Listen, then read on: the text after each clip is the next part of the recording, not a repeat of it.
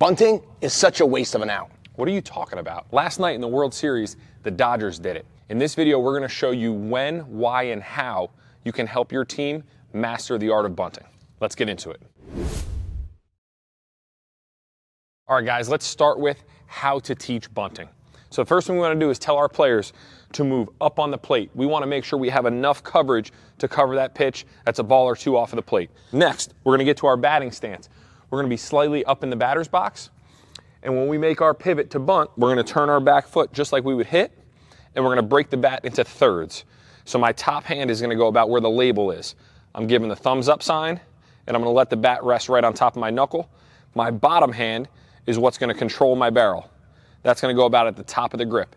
Now from here, I'm in a nice athletic position, and I want to adjust up and down using my knees, not my bat. The reason we do that is so I can always keep my eyes behind the barrel. I can watch it in close, and I'm not dropping my barrel, which then is going to turn into a lazy pop-up and an out. So again, we get out to our spot right here. I broke the bat into thirds. In this situation, I'm trying to bunt the ball towards third base. There can be a runner on second with nobody out, and we're trying to get that runner over. I want the third baseman to field the ball in this situation. So I'm going to preset my angle by taking the knob in towards my body. I'm going to start at the top of the strike zone, and I'm going to work up and down, making sure I see that ball off my bat, not giving with it, not pushing at it, not trying to guide it, but presetting my angle and being firm and making sure I drop that bunt down the third baseline. So a great way to practice this, set up a cone, maybe 5 feet from the foul line. And our goal as the hitter is to get this bunt down in between the cone and the third baseline.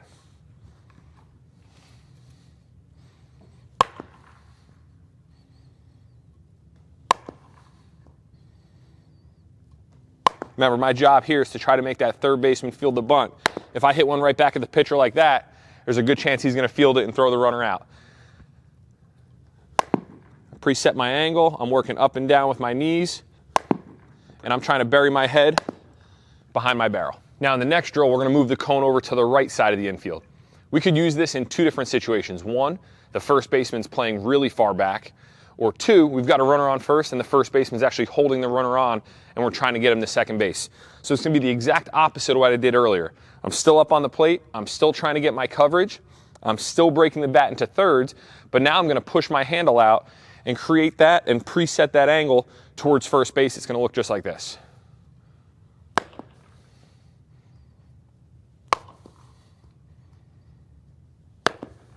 So remember, we want to make sure we control the barrel and stay above the ball. If we drop our barrel too much, it can create a pop-up. We could foul it straight back. We could pop it up to the catcher, and now that runner's doubled off. If you're looking for more drills like this, we created 3 situational practice plans. Click the link below to get your practice plans today. Now we're going to do coach pitch simulation bunting. What I'm going to do is I'm going to mix everything together. I'm going to mix in curveballs. I'm going to throw balls, strikes. I'm going to throw fast. I'm going to throw slow. So we have a sacrifice bunt right now, and Coach Steve doesn't know what's coming. You can use the hack attack. You can use a coach. Whatever you got to do to try to mix up the timing of your hitter, it looks just like this.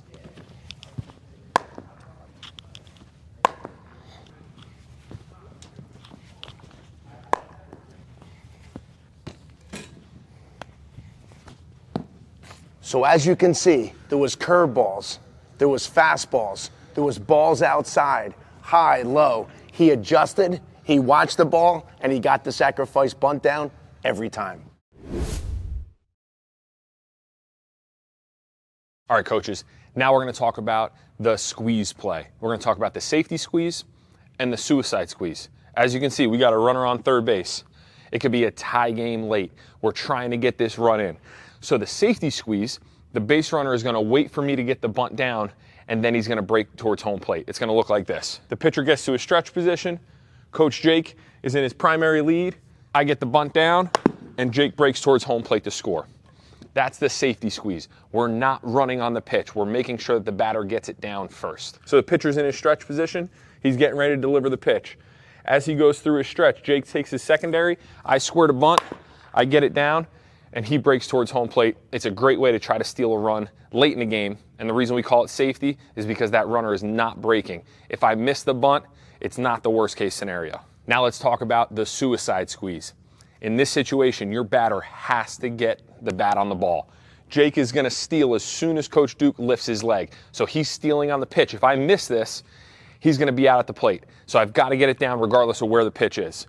So I'm in my hitting position. Duke leg lift, Jake steals, and I got to make sure I get the bunt down to score that run from third. So remember to tell your hitters, it doesn't matter if it's a ball, a strike, the ball could be thrown here. We have to make an attempt to get the bat on the ball to make sure that we protect our runner coming in from third base. So coaches, bunting is not a waste of an out. It doesn't matter where you bat in the lineup or who you are. Everybody needs to master the art of bunting. Make sure you check out our next video on how to drive the runner in from third base. Click the video above.